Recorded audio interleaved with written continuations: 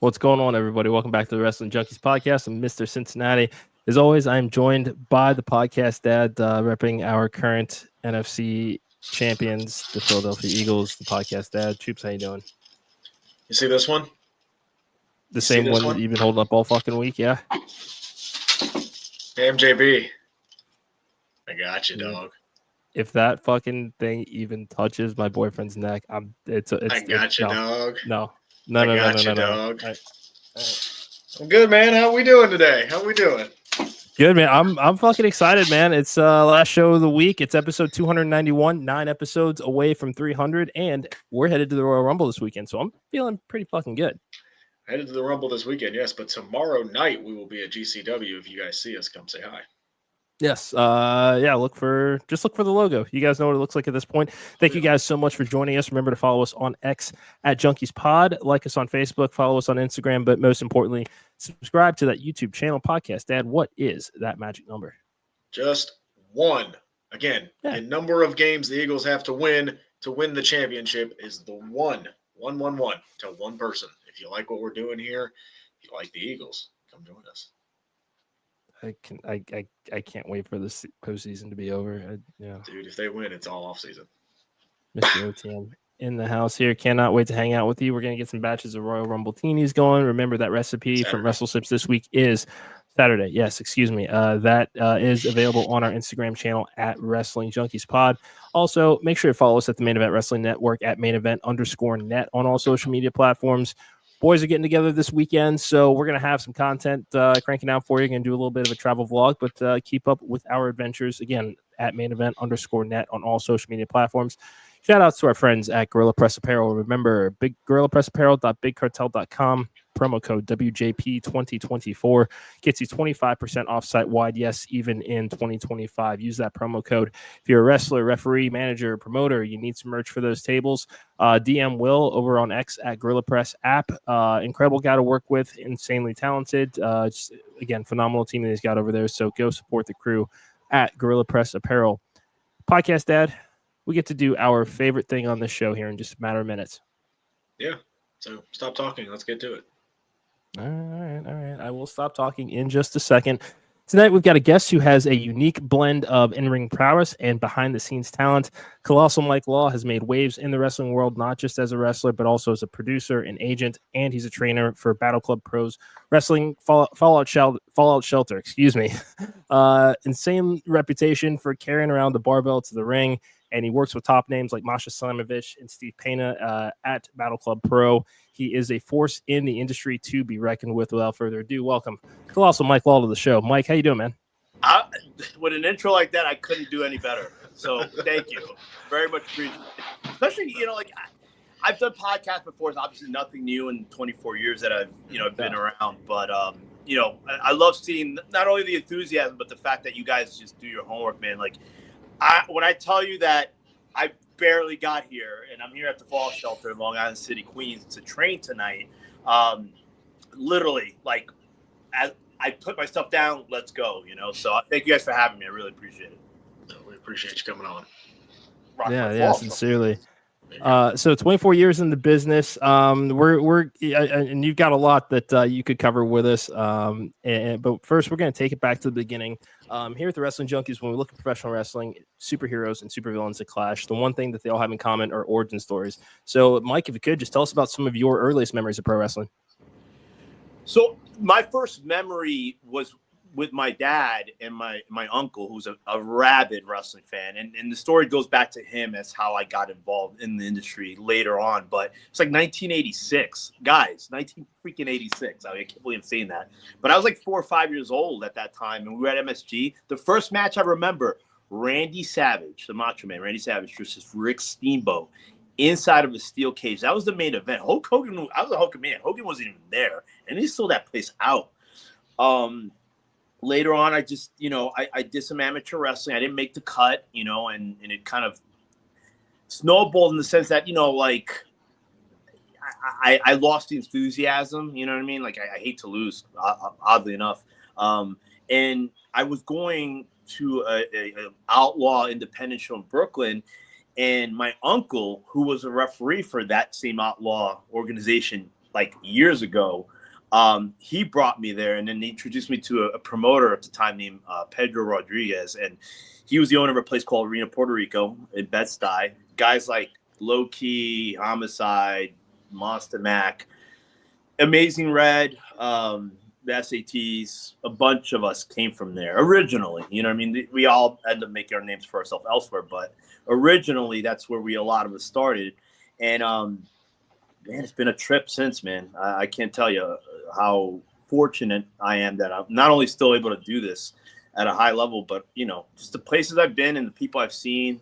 Man, there's no money. I know people talk about money, and believe me, I like money, but there's no value you could place on that stuff. And I tell the students here all the time, I go, you get into it because you do have a love and a passion for it. If you happen to make a couple of bucks and get some fanfare out of it, that's even better, Let's talk about MSG for a little bit. Is it really as magical as everybody says it is to see a show there? Yeah, so a little tidbit, but I was able, along with my brother Steve, we were able to do extra security work for the G1, for Ring of Honor New Japan G1 show at MSG, and just being in there,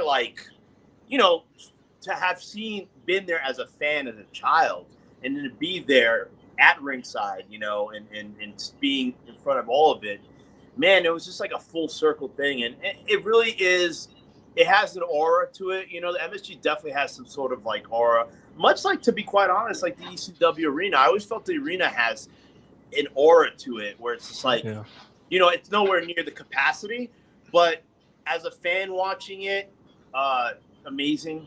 As someone who got to be in there, even from the extra standpoint, it's something I'll never forget, man. I mean, again, it's funny because I get pointed out as the guy who's helping break up the Enzo More, Cass, the Briscoe fight that happened that night. God rest Jay Briscoe, amazing guy too. But yeah, it's a great event. It's an amazing venue. I mean, it speaks for itself. Oh yeah. Eric, I'm gonna take the next one again. That's fine, of course. Yeah, that's all right. Something we like to ask, vets in the business. You've been around 24 years. You've seen ups, downs, good, bad. How has wrestling changed since you got into it? That's an amazing question. It's long-winded in that there's so much that's changed. 24 years is a long time. 5 years is a long time. I don't necessarily back in the day. It was kind of like you were beat into the business. You know what I mean? There was a physical aspect to me that would kind of if I were to go back, my first day in a wrestling school, I was 15 years old. They hung me upside down. They took my shirt off and they just chopped me all over. I had welts all over my body. If I would have if I had been on the outside looking into that, I go, man, that's barbaric, But I look at it now, and to me, it was like a test. Okay, this is gonna be tough enough. He's gonna go, now there was constant tests from a physicality standpoint. That some would say was even maybe abusive. I don't subscribe to it, man. I'm glad I came up the way I did. It made me there's a bit of a grit that's missing, if I have to be honest. I think there's ways to challenge people physically, mentally, emotionally. That's definitely more acceptable. But thankfully, I've seen it kind of revert to a level of grittiness. And I'm not saying let's just beat the hell out of the newbies. No, that's not the way I'm talking about. I'm talking about just getting through it, man. You know what I mean? I'll tell you a great example. This kid coming up, Alex Rivera. I mean, I punted this fucking kid's eye 2 weeks ago. I mean, listen, man, stuff happens. I won't be apologetic to it because I can't tell you the amount of times live rounds have landed on my face. Sure. And it happens. You know what I mean? But like a trooper, that kid kept on going, man, and I respect that because it was when I looked at his eye afterwards, I was like, holy crap! I thought I cracked his orbital bone, and I do lay my stuff in. It was just the way I was taught, but I've always been you'll be able to compete the next day. maybe a little bruised, maybe a little sore, but you'll be able to make it. That was rough. And again, when you see that grittiness is still there on certain people's part, it kind of makes everything come full circle again. If I were to say if things change, probably that. Too much reliance on like social media to get you over, as opposed to actually being good enough. If that makes any sense. I think there was a short while people were relying on clout to get themselves bookings, and I always thought that, man, like, why can't your talent get you over? You know what I mean? Like, and because like I would notice that some people's Twitter was more intriguing than when they go on a live event. Like, they're lame as fuck. I'm sorry for cursing, my bad. No, that's all right. Say what the fuck you want. Oh, okay. Well, there you go. And I'm like, yo, like these people aren't really that intriguing outside of them trying to be like edgy, So that, those are a few things. There's a lot has changed. Some for the very good, might I add. It's not, me being that bitter vet. I sort of, the day I become that, I'm done, and I'm not. I love helping out the new crop when they want to be helped, and it's all good, man. I mean, they're learning quicker, hopefully, and I think there was also more study. We studied a lot more, stuff. We didn't just necessarily put stuff out there just to get views that wasn't really quality. Like, I still beat myself up about stuff that I think, I could be better, Yeah. So. Yeah, that's totally natural for sure. And, kind of following up on noticing these differences between, when you were coming up and current generation, what are some things that you either instill now during your training or look for in a younger talent when, as far as that grit factor and something that thing that you think is missing from today's current landscape? It's an overall like toughness. You know what I mean? It's like, listen, we understand what wrestling is at this juncture, but we also know that it could be mentally tasking, emotionally tasking, physically tasking. Like I will be the first to say, man, I had not always been the most coachable. I'll say it, like it's odd for me coming from me, like, hey, I coach people now, but I've always been open for the most part to everyone's ideas and feedback of those that I would get that information feedback from. Sure. You see, that's another thing too. Back in the day, man, even now, even how I could throw out a few examples of names that have not given the best feedback, and I'm not talking about like, oh, you could have done this better. Or this, it's like blatant personal attacks. Yeah. But there was a lot of that back in the day. It wasn't like, hey, man, you could do this better, or you should take that and not do that. Or you could position this better, or you could work on this part of your character. All these different things that would be constructive criticism. There wasn't a lot of that. If I went to a name or a vet, they would like, get the fuck out of the way, greenhorn. Yeah. You learn as you go, and it wasn't systematic, But as far as the stuff today, man, I see a lot of it in a lot of the kids here. But listen, I still, I hit Canada, a bunch of crop of wrestlers out there with legitimate backgrounds who can go, man. Canada is highly underrated, in my opinion, when it comes to like talented wrestlers, and they don't get the love because they don't have that big top level company like an AEW, the GCW in Canada that can expose them. They have great promotions. Every time I go to Canada, packed crowds, great crowds, but they have a lot of what I think we could use a lot of here in the States. I see it a lot in the Fallout Shelter, man. I wouldn't put my name on a lot of people. I've made that mistake, and it's not a good thing, man. Like, if people will take advantage of that, if you put your name on them, thinking, and then all of a sudden they're like, oh well, I don't have to train anymore. Yeah. Let's talk a little bit about excuse me, a little bit about your character. So you are known for bringing the barbell to the ring. How did that start, and what does it mean kind of as a part of your character? So, like, the idea behind, like, I remember, because I used to be an agent and producer for FWE, which is a company that like it was, I'm not gonna say we were at the level of AEW, but like if you know that FW was what AEW was or is, in the sense that there was a lot more like names. It was always like a bombardment of like, the main event to our last show was AJ Styles versus John Morrison in the 2 out of 3 falls, if that gives you an idea. I think the opening match was Tommy Dreamer versus Carlito. So this was in 2015. So as far as what do you call it? The character of Colossal, I've always had a Napoleon complex. You know what I mean? I it is what it is. When I was a young kid, when I was 3rd grade, I was fighting the big kids on purpose. I was going and attacking them because I wanted to show everybody that I could be as tough as the big kids, And so, I did a couple different renditions of my name throughout my career. And then, I started to call myself Mike Law because it's my real name. And then Law is not my real name, obviously. But I was like, I need a moniker. And I just kind of focused on the idea of getting something that presents itself as not being obvious, bigger than or the larger than life, So I was like, what's a good word that can kind of put that all together, get people the impression that I'm this big, gigantic athlete. And it was, Colossal, because Colossus from the X-Men. And so my brother, I'll give Ref Steve Dumang the credit. I used to come out way back when with a jug it was a protein jug that had like gimmicks in it that I would use, brass knucks and shit that I would use during matches to win. And I go, well, I need something to help me stand out as soon as it come out. And then all of a sudden, why not carry a big barbell? And then that's what happened, and it lends itself with ideally what I tell students, I tell people in general, like as soon as you come out that curtain, as soon as that music hits, you want all eyes on you. You want to get the attention right there. And then you give them the reason to continue to give a fuck about you as you do your thing.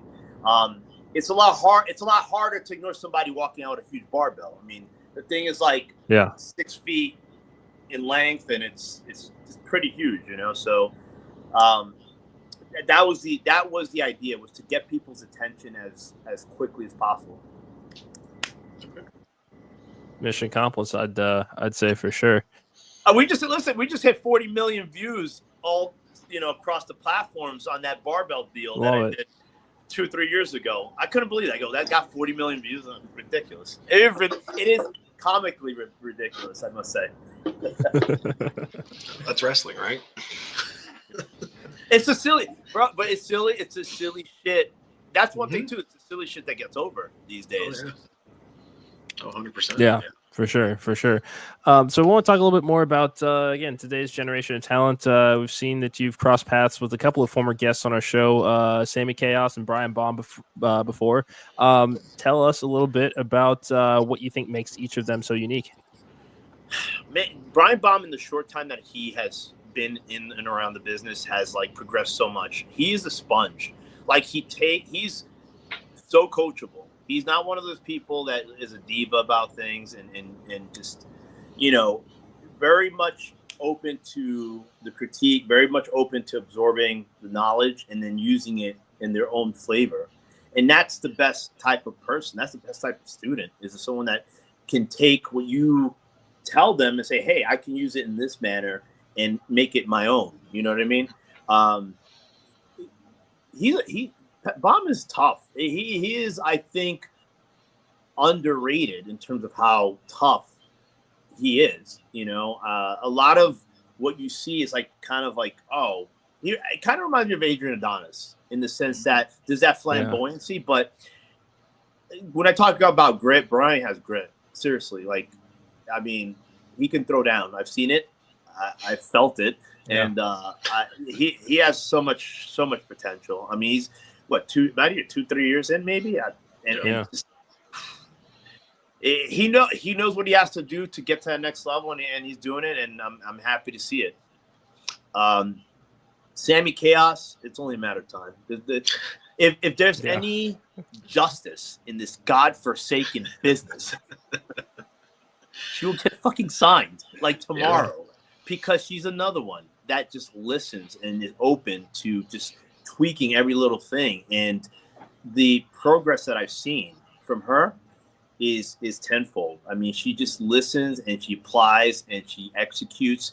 You can't ask for anything better. And I'm telling you, like, the WWE ID, like, come check out the Fallout Shelter. Come check out what we have to offer. We've had Santana here last night. We've had Mia Yim here. We've had Jordan Grace. We've had, obviously, one of our coaches, Masha Slamovich. Like, Steve Pena was an Evolve guy years ago. We constantly bring people here to help. We even had that dreadful Mark Quinn. I don't know if I'm supposed to say that. That dreadful Mark Quinn. I'm not name dropping, believe me. I am not name dropping that one. But he's been here, unfortunately. So, you name drop the Battle Club Pro. Let's talk about the upcoming open house at the Fallout Shelter. Kind of what does that look like, and give everybody the information on that. So Fallout Shelter here, Long Island City, there is a limit. We are quickly reaching that 25-person limit for the open house. It is on the 21st. I believe that's a Friday. If you are interested, we'd love to have you. If you cannot make this open house for whatever reason, we are planning on having more as we go along, but the cap right now is 25. We're currently, I believe, at 17. So if you are interested in, not even joining, there's no commitment to join. We're now, like, the 40 students that it's not like, hey, we're going to corner you and twist your arm. No, listen, we want people who want to be here. We don't, like, I like to give people a real life assessment of what I think they could do, what I think should be off limits, and what the potential is. You guys got to realize, when I came up in 1998, I was 110 pounds, barely, and nobody saw shit in me, dude. When I tell you that, the pros, they were like, the pro indie guys, like, they were like, fuck out of here, like, you're a scrawny little bastard. And then as I made my way throughout the business, it was tough because I came up in an era. That's the thing we talked about. Things have changed. Everyone was a lot bigger. Like, a guy at 5'5". Yes, guys, I'm truly not colossal. It's a camera adds everything. But you had guys on average that were like 230, 6'1". If you had guys that were like, one of my trainers, Lathon Tower Torture, was 400 pounds and he was 6'6". You know what I mean? Jeez. And he didn't take it easy on me either, which I'm grateful for that. A lot bigger wrestlers back then. But with that being said, like, no one ever saw potential in me. I mean, I'm not going to twist. I'm not going to, like, the fact that even family members would laugh at me way back when, I have developed a mentality, and my brother Steve's like that too. We see potential in everybody, right? Like, we see, hey, you could do something, but you have to realize your potential. We're going to give you what we think you could use that can help you, but you have to execute and you have to be able to do it. And when it comes to the open house, like, we're going to do some of our drills here. We will welcome some people to obviously fill out the waivers and partake if they choose to. You don't have to, but ideally it's just time to get an idea of what it is to train here. We have excellent coaching staff, Jorge Santi, Prince Ahmed, Masha Slamovich, of course, Steve Pena, myself, Stephen Dumang, Akira here pops up here and there too. So he's currently in Japan. So, best of luck to him as well. But yeah, I mean, it's really much an overall feel as to what we're doing here. And you get the vibe, you know what I mean? You get the vibe as, is this for me? Is it not? Maybe this isn't the school for you. You know what I mean? Like, I've said this to people before. Like, I'm not saying you have to stay here, guys. I always tell people, if in a year's time you've gone to 3 different places, that might be a you thing. That might be something you are kind of throwing out there. After a year, you make your way around and you start going to different places, learning different styles. I'm not necessarily opposed to it if you're ready, meaning you have the fundamentals and you're safe. But, that's just different perspectives. I'm not here to tell if anyone's doing right or wrong in that sense. Right on. Mike, thank you so much for joining us tonight. It's been an absolute pleasure to hear about you and Battle Club and everything that you guys are doing over there. Before we let you go, where can everybody find you on social media? What do you have coming up? Events that you want to plug? The floor is yours. Thank you, sir. So you can find me very simple. Colossal Mike Law all across. I'm on Twitter or X, Instagram. I'm even on TikTok. The TikTok thing is more of a travel thing. I don't really put a lot of wrestling stuff in there. I have Tattoo Pro coming up, my debut on the 22nd. We have Battle Club making its return to Queens, New York, Long Island City to be exact, on the 23rd. Masha Slamovich will be headlining that. I heard she's facing the returning Santana Garrett. I still don't know what I'll be doing, but I'll be there. Nice. Yeah, I mean, it's been a slow start to 2025, but I want to continue to do the best work I can, and not only here at the Fallout Shelter, but just for wrestling in general. Awesome. Real quick, Eric, before we let you go, we got to ask you the toughest question you're going to get. Oh, boy. We ask every guest, and you are no different. When you think Mr. WrestleMania, Shawn Michaels or The Undertaker? Eesh. It's synonymous. It has to be Shawn. I don't want the heat I don't want that heat with Taker, but I'm just saying he has to know that. Hey. You have your opinion. I have mine. Nobody cares about Eric, but that's fine. Again, Mike, thank you so much for coming on the show. Hope to have you back here soon. Good luck in the rest of 2025. Good luck tonight with training. But Eric, we're going double time for you guys tonight. We're gonna make them sweat. Ooh, sorry guys. Sorry about that. Appreciate it, guys. Mike, thanks. Take care. Thanks, Mike. Thanks again to Mike Law for joining us tonight. And thank all of you for watching this evening. Thank you so much once again. Make sure to follow us on X at JunkiesPod. Like us on Facebook. Follow us on Instagram at Wrestling Junkies Pod. But most importantly, tell one person to do us a favor. Subscribe to our YouTube channel. I mean, if you want incredible interviews like these, we're going to be doing our Royal Rumble coverage here shortly. We've got the King making his presence on the Junkies podcast once again. It has been entirely too long. But if you like what we're doing here, just hit subscribe Monday through Thursday night, 6:30. This is where you can find us. We've got an incredible week lined up for you guys next week. I'm going to pull the calendar up here real quick, podcast, Dad. We are going to be working on our next episode of Coastal Countdown for Cupid's Chokehold, the February 22nd event coming up. So we are going to be having some interviews next week. We have coming to the show Jay Alpha Miller, who will be taking on the standard bearer Rob Killjoy. Jay will be joining us to talk about his incredible 2024. We've got the homie Chad Skywalker stopping by. Again, one of the workhorses of that company. Nice. Absolute badass. So super pumped to talk to him. Good guests. My goodness, what a week, guys. What a week. Well, I'm really excited. Really excited. But in order to get Jay and Chad, I did have to invite Randall Reno III to the show. Oh yeah, I forgot. I know. Well, I know this is not a Randall Reno the third show. I know, but it's fine. We've already had his other two buttheads on there, so we might as well bring the third. I know. It's. I'm just not emotionally ready for that, like at all. After the Rumble, you'll be fine. Yeah, I guess. Well, I guess I could just watch the first 3 seasons of The Righteous Gemstones. Ooh, I love that show.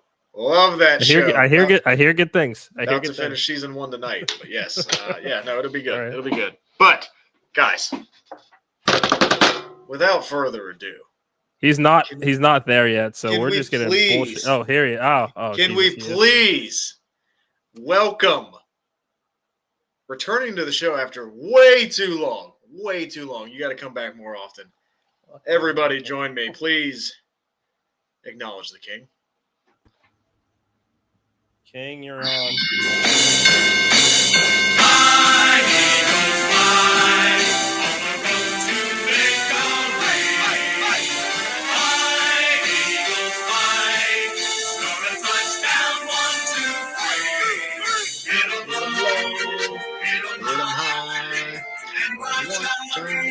Eagles fly.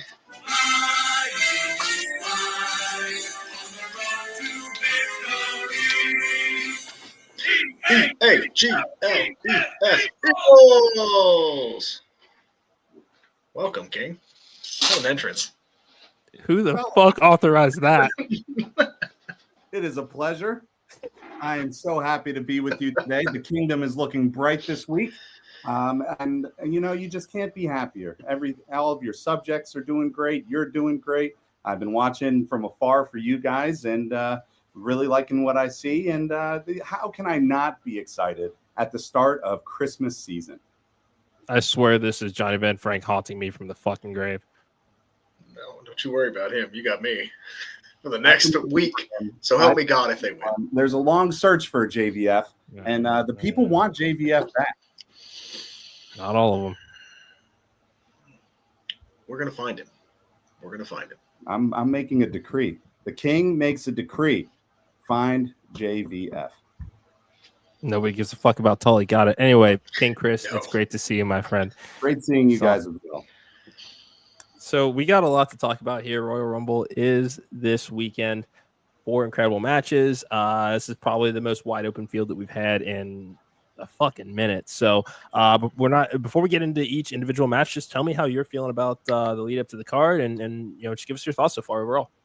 I've liked the lead up. I feel like it's taken a lot longer to get here than it did in the previous years, if that makes sense. Last year, I feel like we were on the road to this at Survivor Series, and we had an idea of where we were heading, and it was setting up things for the Royal Rumble to set up for WrestleMania. Like you said, it's wide open on the women's side and the men's side. And I mentioned to you guys, I believe last year around this time, this is my favorite pay-per-view. Or PLE. Yeah. This is my favorite time of the year as a wrestling fan, because there's so many opportunities, so much optimism, and so much hope that every single superstar has. And it translates in coming off of the screen. And I think diving a little deeper into that question, the Netflix move has really helped me get more excited. You see a little bit more behind the scenes. You see a lot more storylines kind of build a little bit. And I think they were waiting for that moment to build them. And I just am excited we're here at this point. So the lead up, while slow, while arduous at times, has made its way, and I'm excited for it. Yeah. Sorry, buddy. Go ahead. Have you been to a Rumble before? Have I? Been there? Yeah, have you been there live? I have not been to a Rumble live. Okay. Eric, you have not either, correct? No. So yeah, at this point, just kind of making my way through the big fours for now. So this is number 2. Yeah, so I was at the Pittsburgh Rumble with when Batista won. So I am yes. I booed Rey Mysterio. I will admit that I did that. Hey, we wanted Daniel Bryan, damn it. I know. So I'm very excited for this because, like you said, it's so wide open, and it you kind of get that feeling back of I have no idea what's going to happen. And when you're a wrestling fan and you have no idea what's going to happen, I think that's the best feeling that you can have. So I'm pumped. I get what you're saying, is it took a minute to get here, but it's in 2 days, and I can't wait.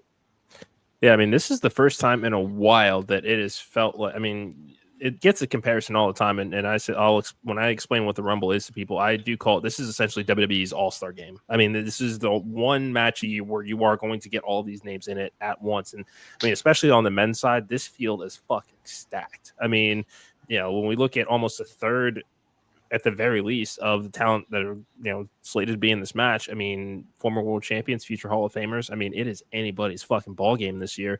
We're gonna switch it over to the men's side here, or women's side, excuse me, really quickly here. Build's been a little bit slower for this one. I mean, we've seen a lot of declarations within the last week or so here. But King, I want to start with you. Biggest one, Charlotte Flair. They, instead of just saving the surprise, they're just telling us here is what we're getting. I mean, she got a hype video package fit for a queen. Your thoughts on the decision of announcing Charlotte for the Rumble? Well, as a king, I appreciate the queen is coming back. I wish WWE does this occasionally. What happened to the surprise entrant? And I appreciate it. I know she has a new look, literally has a new look. And not a bad thing. She looks great, but yeah, she does. Why was this not an opportunity to have this be one of the loudest pops of the night? Why do we always do this for returning superstars? Yes, you want the hype package. Yes, you want people to watch because of her.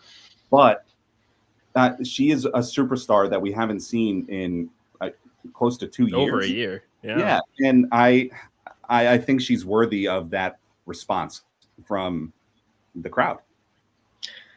I think they did it because they're going to boo her out of the building Really? I don't think people are going to be. Charlotte is not a good babyface. Yeah. At all. I think she's going to come back and be a heel.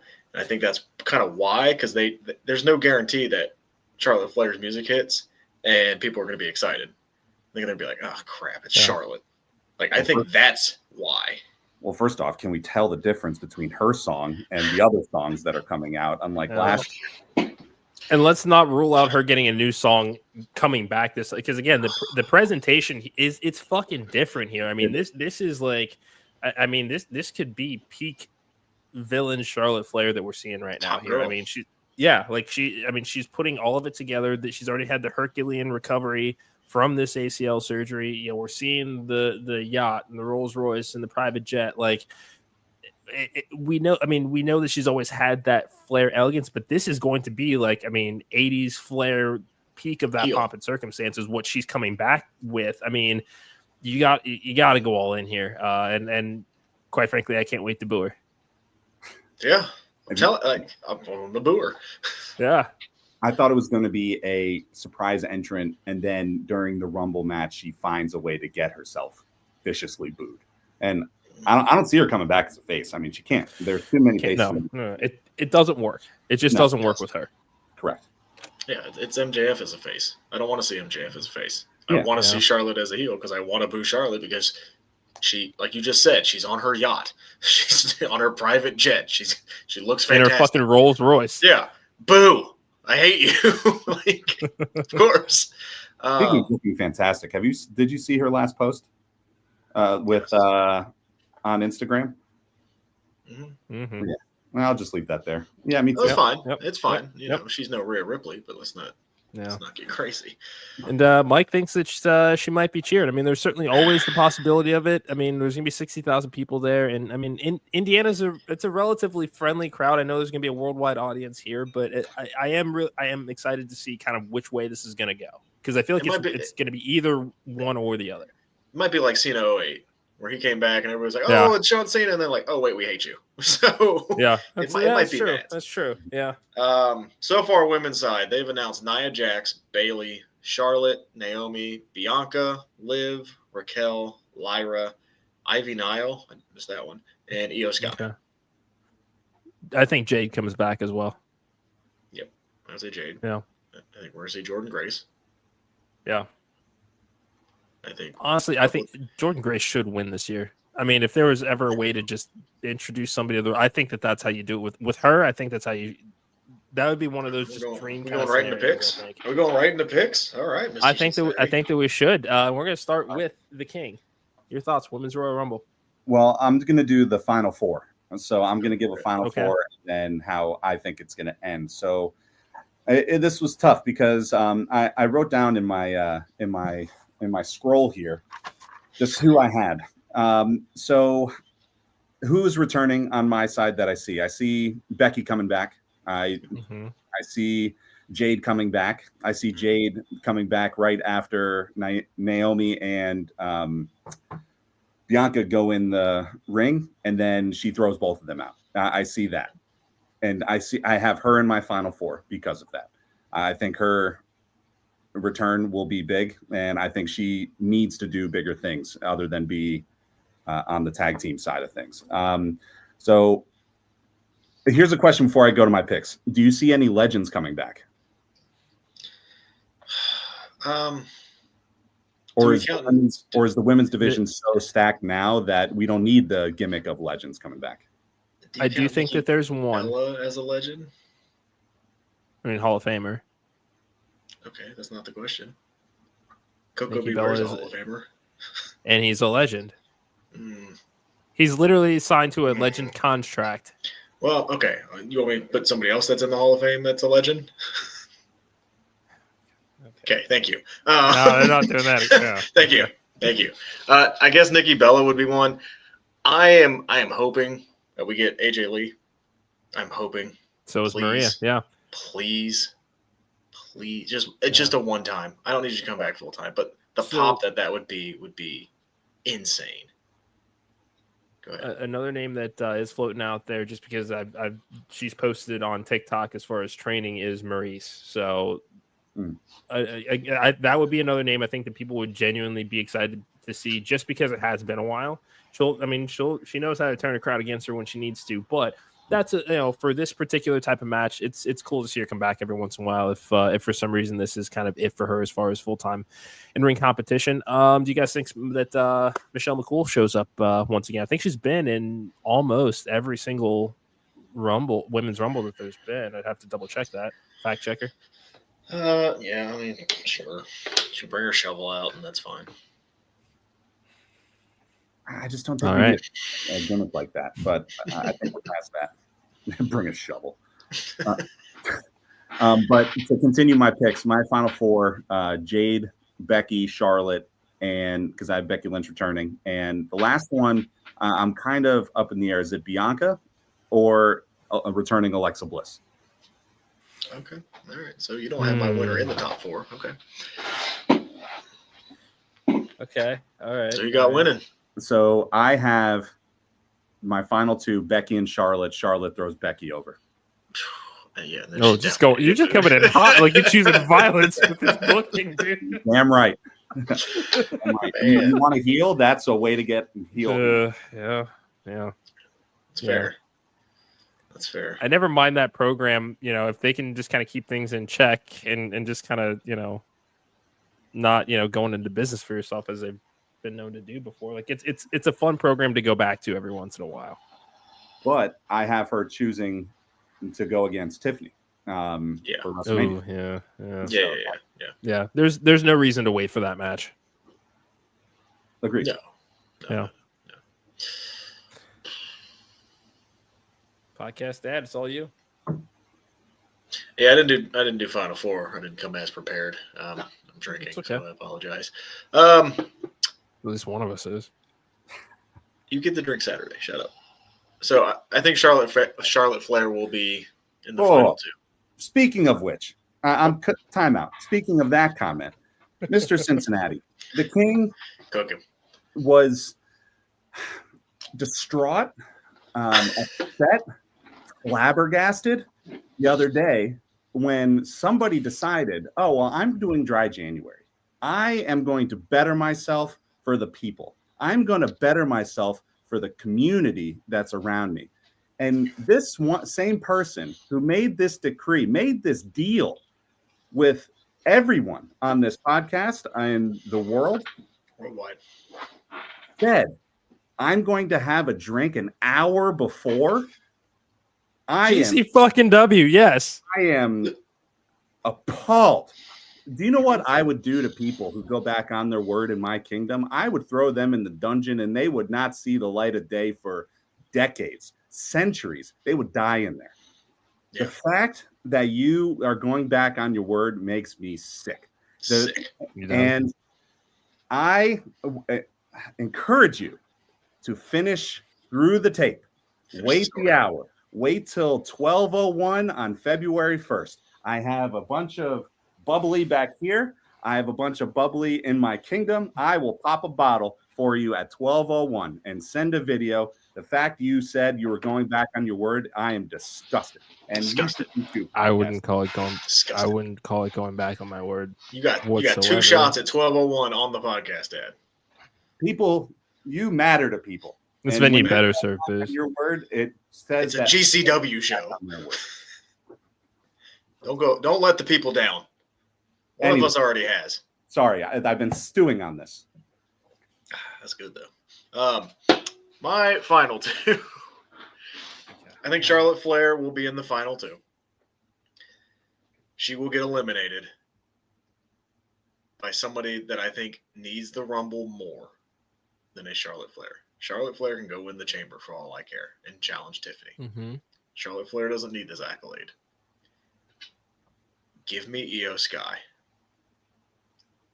Because we saw Io Sky kind of unleash some great matches in her title run. And at WrestleMania last year with Bayley, it was a fantastic match. Give me Io Sky to challenge Rhea Ripley. They teased it. I want it. Charlotte Flair doesn't need to win the Rumble. She doesn't. She's already done it. She's going to get her title shot anyway. It doesn't matter. I think we all have that penciled in to WrestleMania, Charlotte and Tiffany. Give me Io Sky. I like the moment of Io Sky winning. Didn't you said Io and Ripley for the championship? Mm-hmm. Didn't they already do that and Io lost? I don't think they've done that. They might have done it in NXT. Yeah, probably. I can't remember a main roster program was. Okay. Yeah. It might have been. No, they did Live. They did Live and Io. Live. Okay, that's yeah. All right. Yeah. Oh yeah, that's right. Yeah. Yeah. She wins the number one contendership and then doesn't get the title shot right away. And I think a couple of of people jumped the line before she. Yeah. I had my Final Four as well, and then I was like, I again that championship thing, just going back and forth. I saw her lose to the then champion. I know she's being built as. I mean, she's a great performer, but that's the only thing that hung me up on that. That's fair. I am. So my final, and I too only had a final prediction as far as winner, but Final Four. I'm going to say Charlotte, Becky, Io, and Bianca. I think that WWE is setting us up for something massive with this Bianca, Naomi, Jade payoff here. That tweet that Jade put out a couple of weeks ago as far as no leads on the attackers was, I mean, we all know that wasn't an accident. If she truly is, she's also been spotted in Orlando as of late, according to the rumor in Innuendo.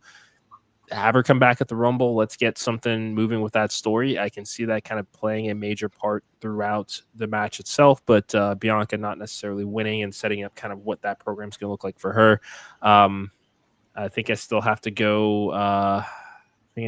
Charlotte with the W here. Do I think that Jordynne Grace could benefit from the win? Just bring her up to win the Rumble. I think that they could do that and be fine. But that's just me.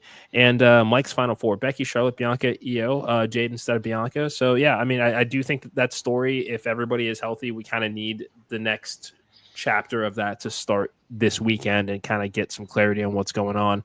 I do appreciate that they haven't treated it like the White Hummer, and they've actually kind of continued to plant the seeds of what's been going on. And Nathan, thinks that they should have Jade win as well. That's not. I mean, I don't hate that idea at all. I think that this larger story has a better payoff as far as a true singles match, because I think Jade also needs a singles win here at WrestleMania as well, and I'm hoping that's kind of what it leads to. But if you book Jade and Rhea right now, that's one I think that you just kind of have them orbit each other on the same brand for a little while. Let that slow burn happen because we know we'll get that match. Yeah, I don't think Jade would be believable to beat Rhea quite yet. No, but she eventually she will be for sure. Next up, we have got the tag team championships. We will see DIY taking on Motor City Machine Guns. 2 out of 3 falls. Podcast Dad, you texted me and told me that a match was added to the card. You knew that I was going to love it. You were absolutely correct.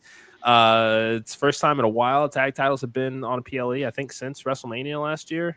So, I mean, this is a major moment for 2 incredibly talented teams. Machine Gun's first Royal Rumble show ever. What are you expecting here? This one's for the nerds. And that's me. I'm very excited to watch this. Yeah. This is going to be a great wrestling match. Just pumped that they put this on the card. I'm excited. I mean, we were in Cleveland for SummerSlam, and we saw both these teams at the AEW show, and it was, I mean, sign me up. I'm ready for this. Heel DIY versus a face Motor City Machine Guns. I'm good. Yeah. I'm good. I'm going to sit back, and I'm going to enjoy this match.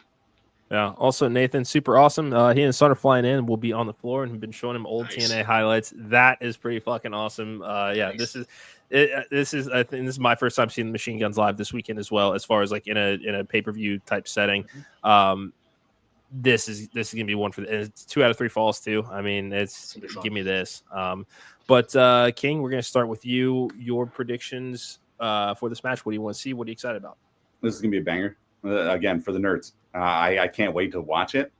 Just thinking big picture, DIY has to retain. Like they just have to. I think they would be better served to elevate the titles with the story of them, the dastardly ways that they have. And they're going to continue to put on bangers of matches. I know the Motor City Machine Guns are going to continue to be contenders, but at this moment right now, DIY is just more interesting. And when you want to elevate a title, you need personality. You need a story behind it. And I think DIY has a little more of that personality and story. So give me DIY to retain.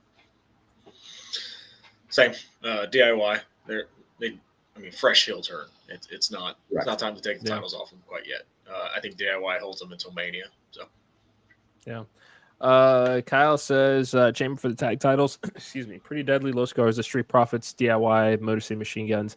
I could see something along those lines. So my prediction, and I said this on Mixer, I believe, last week, that sorry, throw was a little dry there. That I want to see the Machine Guns walk out with this title because they need to get that Royal Rumble moment. After seeing kind of what's being built up on SmackDown as far as the tag team division, keep these titles on DIY. Give me a face turn for Pretty Deadly and put those titles on them. That's what I want. Street Profits up. That's what I think that's That's what I want to see. So I'm good with that. I'll go DIY. So the word has been great. So is the Wyatt Six just dead? No, somebody's hurt. No. Oh, okay. Yeah, I saw that reported online that somebody in the group is injured, so that's why they are not around right now. Gotcha. It didn't specify who, but there is an injury with their group. So I do think we will probably see some sort of Uncle Howdy in the Rumble, but if the Miz is in it, of course. Yeah. At least torment the Miz. Yeah, for sure. Yeah. Is that everybody's picks for this one? Yeah. Ladder match. Cody Rhodes, Kevin Owens, undisputed WWE Championship. Podcast Dad had been adamant that Kevin Owens could walk out with the title here this weekend. I think that he is having a change of heart. Podcast Dad, I'm going to start with you. My God, I want Kevin Owens to win so badly. So badly. Because a 1 month reign is not going to do anything to hurt Cody Rhodes. No, at all. Not. At all. But Randy Orton's going to come back and cost Kevin Owens this match. And Cody's going to win. That's what's going to happen. And I'm going to be disappointed. And the crowd's going to start turning on Cody soon. And I hope we're ready for that. It's John Cena 2.0, folks. Hope you're ready. I'm not, but, change is good. Change is good. And Mike says, two professionals going at it. Excited for what they pull out for the ladder match. King, your thoughts? So who wins? What if they both grab the title at the same time? Do they have to grab both titles down? Or can one person grab one? If one grabs another, do they have to combine them in an Avengers-style force? Like what? How do they win this? I'm kind of confused by the logistics. I mean, we've kind of seen this before. 2014 when they unified the titles, Cena and Orton had that match at TLC. Cena just pulled down the brass hook itself with both belts. Wouldn't surprise me if that's kind of what they do here again. But I think you got your history wrong there, bud. Randy Orton won that match. Oh yeah, that's right. Yeah. Going into duh. Yeah. Sorry. I'm the smart series. Johnny's dead. Doesn't matter. The reason I asked that is I was convinced Kevin Owens was going to win this. I thought he was going to walk in as a co-champion, walk out, perfect champion. With that said, the promo between Punk and Cody on Monday changed my mind.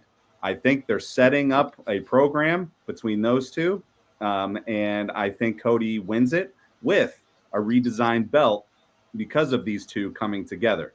I think there's going to be some sort of eagle design within the new undisputed belt. Again, this is my fantasy booking down the road. I think that's why they're doing it. Cody brought back the old Intercontinental title. He debuted this, and this is that opportunity to change the belt into something historical from his era. But again, I was convinced KO was going to win this and set up him and Sami Zayn or something along those lines at Mania. But I after that promo, it's Cody walking out. If they do that finish with both of them getting a title, I think I'd be more pissed. Yeah, I think this program hasn't needed those shenanigans with it. This Correct. is, you were supposed to be my friend, and then you went and did something super shitty. You're not my friend anymore. Fuck you. I mean, it's a very simple story. I don't, the shenanigans I don't think are needed in this match. This is honestly, like, and I've said this before, this is just a great Rumble program for Cody because he generally is not as always heated up this time of year as he has been now. So I'm glad that his title run has not suffered from that, this kind of Survivor Series to Rumble sort of vortex that is just really, really shitty. So who wins, Eric? Because I think I've asked you earlier this week. Yeah. Oh God. If you truly believe Kevin Owens is going to win, do you really think Kevin Owens is going to win? Deep down. I would love to see it. I would love to see it. That's not what I asked, lawyer. I know. And I'm not gonna go. I'm not gonna go beating around the bush with what it is that I think. Okay. After that promo on Monday, I think that has to be your Mania program, especially because Paul Heyman still is a factor as far as the favor that is owed. I don't think that there would be anything wrong with turning Punk heel for this program while he's at the height of his popularity because it's an easy switch. He's just insanely good at that. Yeah. Give me Cody. Yeah. Okay. Well, hold on. He's not coming back. Yeah. Men's Rumble. We have 15 of the 30 participants announced. LA Knight, John Cena, CM Punk, Midcard Jey Uso, Roman Reigns, Seth Rollins, Drew McIntyre, Rey Mysterio, Sami Zayn, Shinsuke Nakamura, Logan Paul, Penta, Chad Gable, Braun Breaker, and Carmelo Hayes. Jacob Fatu is going to eat. Are you picking Jey Uso? No, I'm not picking Jey Uso to win the Rumble. Okay. I'm not having this fucking argument with you again this week. I'm just not doing it. I was just wondering. You and I are on different wavelengths on it. I get it. Just asking a question. This is a podcast. It doesn't. If people don't talk, it's kind of pointless. King Chris, please go ahead. Don't let this fool talk. Well, so I'm going to start this by asking a couple questions. Who's returning in this? Returning or showing up? Returning. I use that terminology for that reason. I mean, is it kind of a return if Joe Hendry shows up? Kinda. He was in NXT.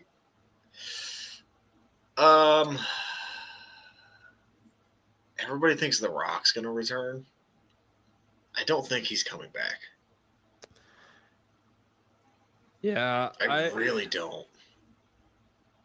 Not with the way that this Bloodline story has, and again, I mean, it's also Thursday. We don't know what's happening on SmackDown just yet tomorrow night. Like we have no idea. But with how abruptly that Bloodline story ended on Raw, and the fact that we're seeing Solo walk out on Jacob Fatu, and Fatu is getting his moment, I think that the door has kind of closed on, at least for now, the Bloodline saga. Doesn't mean it can't change at the drop of a hat, depending on what Rock wants to do. That's exactly. And Mike says number 31, no last minute magic. I just don't see it because I think there's been some rumors that have popped up that it could be another 40-person Rumble or adding some extra numbers and things like that. Like I just don't see it happening. Like it's. Rock doesn't necessarily need to be in that match to have an impact on it. Again, especially if Jacob Fatu has an outstanding performance, that's another way that they can kind of, reignite this rivalry. But I just don't necessarily see him in it. But as far as returns that I would want to see, if there's anybody that could do it and be ready, I'm not ruling out Ilya Dragunov to show up. If there's anybody that can pull off that Herculean ACL return from what we've seen of his recovery, I don't think that we I don't think we should rule it out. So I got two right off the bat. And Eric, we touched on this earlier this week. Where is the Rumble? Indy. Pat McAfee's going to be in the Royal Rumble. Yeah. That's going to happen. Yeah. The other one, and this one's kind of, I think, a slimmer chance, but I could see Wade Barrett returning and enjoying. That would be really Rumble. cool. And maybe, having a face-off with Drew. They had that moment, a while back at Mania when Drew lost that title. Nothing really came about, but Drew does not have like a clear-cut Rumble or Mania program. Nope. I could see Drew and Wade mixing it up at Mania too. So I would say Wade Barrett would kind of be my dark horse as far as return. Other than that, I can't really think of names like returning. I have a few. So okay. I know I'm delaying this podcast, but I wanted to. No, floor is yours. Randy Orton. Okay. AJ Styles. Yes. Do we know the status of Aleister Black? We do. Yeah. Contract's not up to what, mid-February? Something like that, I think, yeah. They've said that multiple times. Who knows? Yeah. I mean, you're right, but Tony Khan's a spiteful little turd. So that he is. Hey! Come on, just. Is he not? I could have said all that by just saying petty. Okay, well, I've been drinking.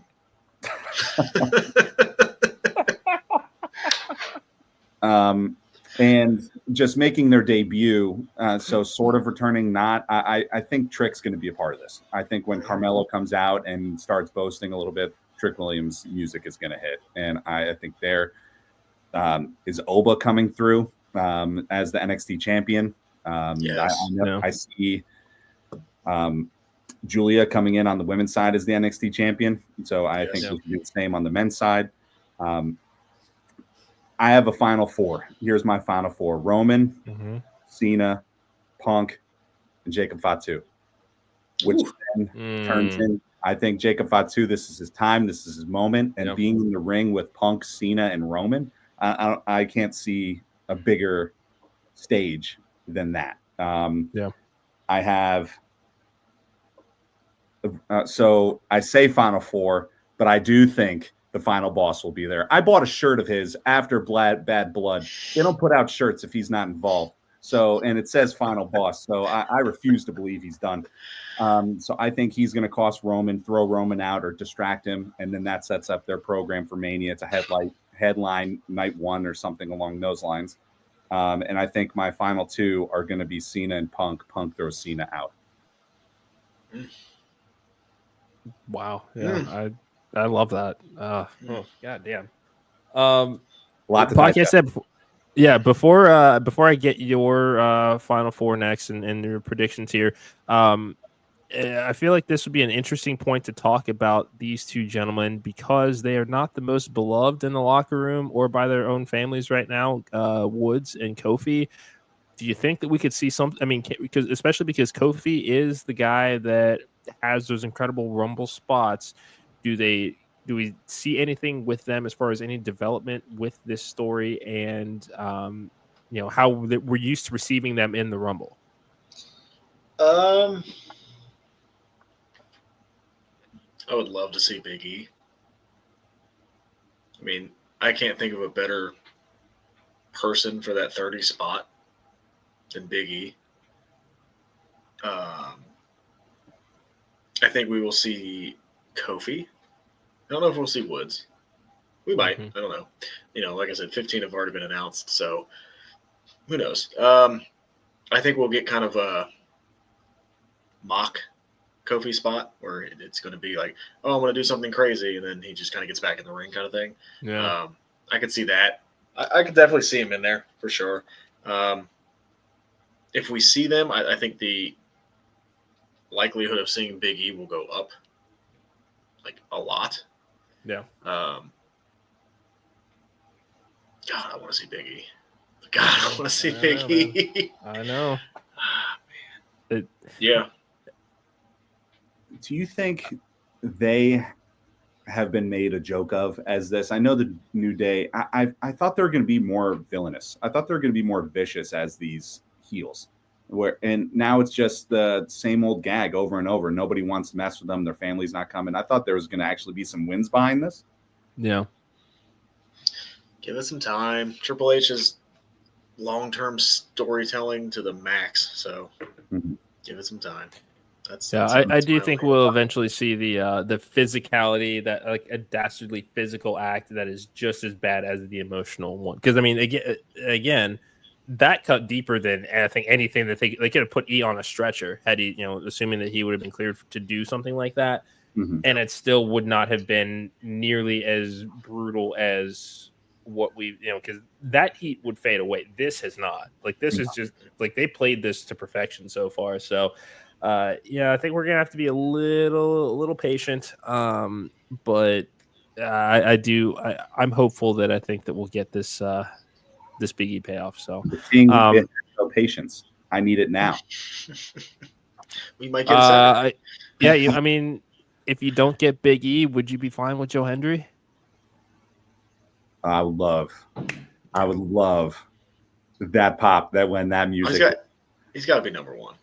Or number two. I think the best way to start it is Logan Paul 1, Joe Hendry 2. That would be fucking nuts. And then McAfee 3rd. Like, that would be amazing. So I think so. I don't know. But the fact that Carmelo Hayes keeps saying he's the number one draft pick and first round draft pick, he has to be number one, right? I'd like to see him. I think that he could handle that number one spot. Him and Jimmy at 1 and 2 would be pretty cool, I think. Just because we're seeing that Jimmy love as far as the singles push right now, and they seem to want to kind of keep these guys together for the time being. I'd have no problem if they started it. Okay.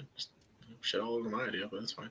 My final four. Let's see. I've gotten a couple minutes to think about it. Punk, Cena, Rollins, Reigns. Punk wins, eliminates Roman. That's okay. what I think. I have been steadfast in thinking John Cena is going to win this thing until the last couple of weeks with all these Punk promos and the idea of, if not now, win with CM Punk. Yeah. Like, I think it is his time to go main event WrestleMania, and I think they're going to want to do that. You have Cody Rhodes. Why not? Let Cena go challenge Gunther. Let Cena go win that fake title, the fake big gold, and get that 17th world champion under his belt. That record-breaking world title with big gold? Sure, okay. Well, fake big gold. Hold down. And give me that Punk Cody match where I think what you said earlier, I think the roles will be flipped because I don't think they're going to boo Punk. I really don't. I think they're going to turn on Cody, and I think they should lean into it and give us the Homelander Cody we've all been waiting for. Yeah. And I think that would be an amazing program for WrestleMania. A Cody Rhodes going, now you guys turn on me after I came back and beat Thanos and Roman Reigns, and now you're turning on me for the guy that left? Yeah. Like, that would be storytelling. Storytelling. Yeah. Okay.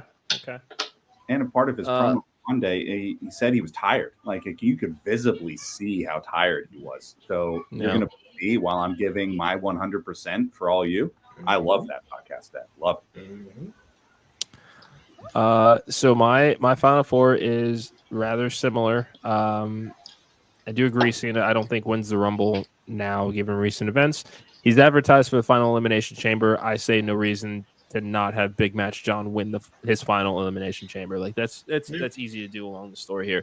I'm gonna keep that final four of Punk, Rollins, Reigns, and we'll keep Jacob Fatu in there for now. I think that the final two, it comes down to Rollins and Punk. Punk eliminates Rollins. That's what causes Rollins to snap, because we're still waiting kind of for that tipping point for him too, because Kevin Owens is pissed off. Drew McIntyre is pissed off. Judgment Day is fading fast. I think that these three, if you put the three of them together, that's another monster faction or alliance that you can just have to fuck around with 2025. Don't even get me started about getting them as a potential team inside War Games later on in the year if we really want to get creative. Rollins is overdue for a heel turn. He lost on the Netflix debut. If he gets eliminated by Punk in the Rumble, he's gonna fucking lose it. Yeah, I like it. I didn't even think about that angle. That's the thing. It could go so many different directions. It's unbelievable. That's what's so exciting. I know. I mean, and all those Final Fours, Drew was not in it. I mean, you can't not. I can see him as Final Five. Yeah, but I could also see him Final Four. I could. Sure. Yeah. I could see Jey Uso being Final Four. I could. Oh, really now?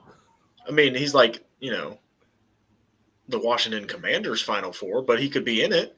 Like, you don't believe he's going to win, but he's there. I wish I had a clap back for it, but I don't. So.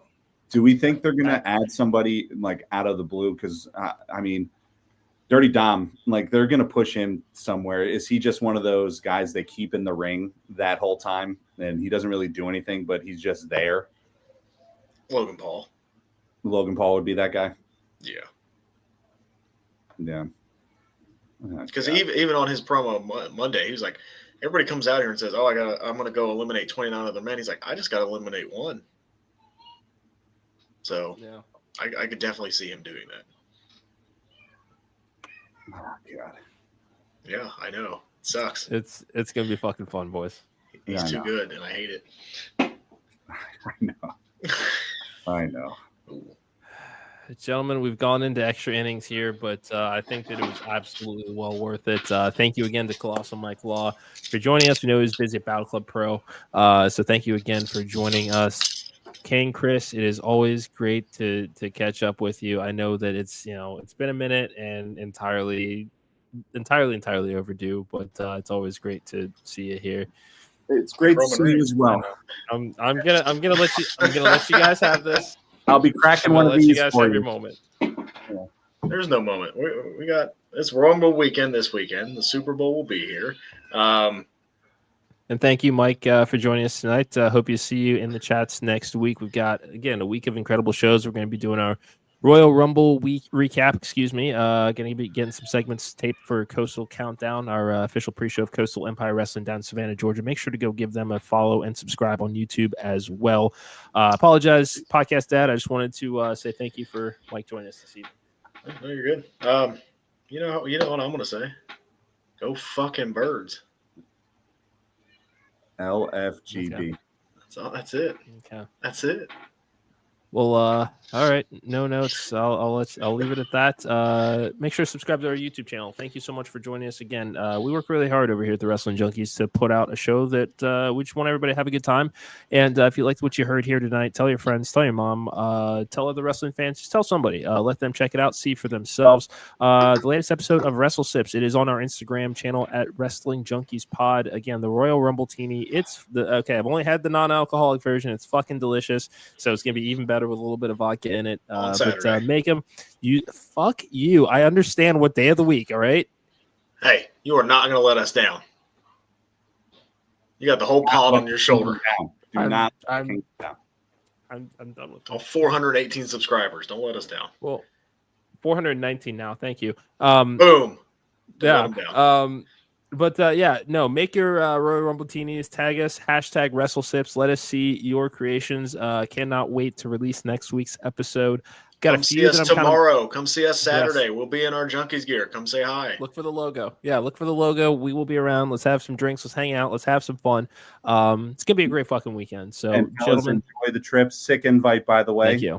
And, I really do appreciate you bringing me on. Have some fun. I expect to see some videos from the weekend.